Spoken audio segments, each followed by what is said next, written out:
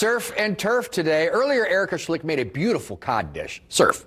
Here comes the turf, her recipe for Italian meatballs and tomato cream sauce. Hi, today I'm going to be showing you how to make paleo Italian style meatballs. Now, most meatball recipes tend to have some breadcrumbs in it, maybe even a little bit of bread, making them not gluten-free and definitely not paleo. So today I'm going to show you how to make a super fluffy version without any of the grains and gluten. And we're going to start with making what I call our meatball sauce. And I have 2 tablespoons of tomato paste here, and we're going to add 1 tablespoon of garlic powder. I've got 1 tablespoon of onion powder. We have a teaspoon of sea salt, and I'm going to go ahead and use a fork just to combine this a little bit, not too much just yet, but just enough to get the powder mixed in there. And then we're going to add a 1/4 cup of fresh oregano, and I always like to use fresh herbs whenever possible. And I've got a 1/4 cup of fresh basil as well.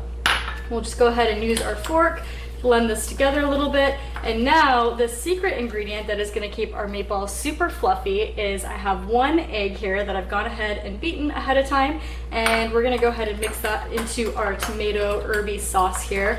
And now we're going to go ahead and mix this into our ground beef. And you can use any kind of ground meat that you want. You can use ground pork, you can use ground chicken. I tend to like beef, so we're going to make these into more of a really meaty sauce today. And so I'm going to go ahead and combine our herby egg mixture. And at this point you can either use a fork to kind of blend it in, but to be honest, I really find that using your hands works the best just to really knead the herbs and the egg mixture and the tomato into the meat. So I'm gonna go ahead and get this combined and knead this in here, and then we're gonna start forming our meatballs. Now, to form the meatballs, you can either use a meatball former if you really want to get them perfect, but what I like to do is divide my meat mixture in half, and then I divide it in half again, and divide it in half again, and that starts to give you very even meatball sizes. So with that proportion, we're gonna get about 8 meatballs, and I'm gonna just go ahead and form them with my hand. And I have a cast iron skillet that we're gonna go ahead and bake them in once they are ready to go. So we'll go ahead and get all these formed, pop these in the oven, and then we're gonna go on to make our creamy tomato sauce that is gonna go on top of these as well. And now that our meatballs are formed, we're going to go ahead and put these in the oven at 350 degrees for about 20 to 25 minutes. And in the meantime, we'll head over to the stovetop and we'll start making our creamy tomato sauce. And now we're going to go ahead and make our creamy tomato sauce that's going to go on top of our meatballs, and you can start making this while they're baking. So I have 1 jar of crushed tomatoes, and this is about 18 ounces of tomato, and we're going to go ahead and add in 1 cup of full fat coconut milk, and we'll go ahead and just give that a quick stir to get that combined to get started. And this is what's going to be our cream, so this is 100% dairy-free cream sauce. And now we're going to go ahead and add in our seasoning. So we have 1 teaspoon of garlic powder, we have 1 teaspoon of onion powder, we have 1 teaspoon of fresh oregano, and we have 1 teaspoon of fresh basil, and 1 teaspoon of sea salt. So that's all that's going to go in this, and we're just going to go ahead and stir that, make sure it's fully combined in here, and we're just going to let this sauce simmer for a bit, really let the tomatoes melt in with the coconut milk and get nice and creamy, and let those herbs make this super flavorful.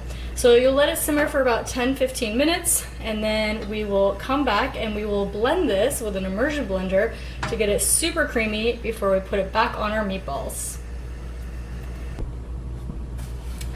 And our sauce has been simmering for about 10 to 15 minutes, and I've let it cool down just slightly, and now we're gonna get to play with one of my favorite kitchen tools, and I think one of the most underrated kitchen tools. This is an immersion blender, and I love to use this for soups or any sauces that I want to thicken. And so you'll go ahead and put the blender on the end. Just make sure your soup is cold or your sauce is cold enough so that you don't splatter yourself and burn yourself, and we're gonna dive in and thicken our sauce.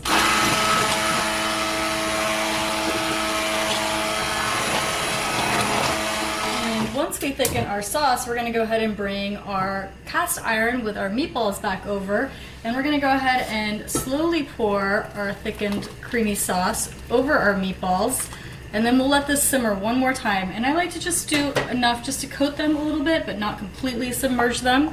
And so just let this heat up, let this sauce simmer just a tad more, maybe about 3 to 5 minutes, and your meatballs will be ready to serve.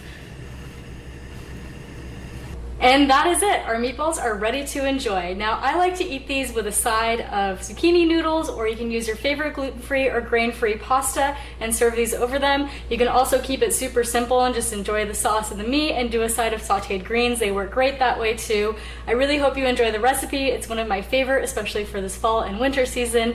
And you can get this recipe on my website, thetrailtohealth.com, and you can find more healthy and delicious recipes in my cookbook, Wandering Palate, which is available on my website and Amazon as well.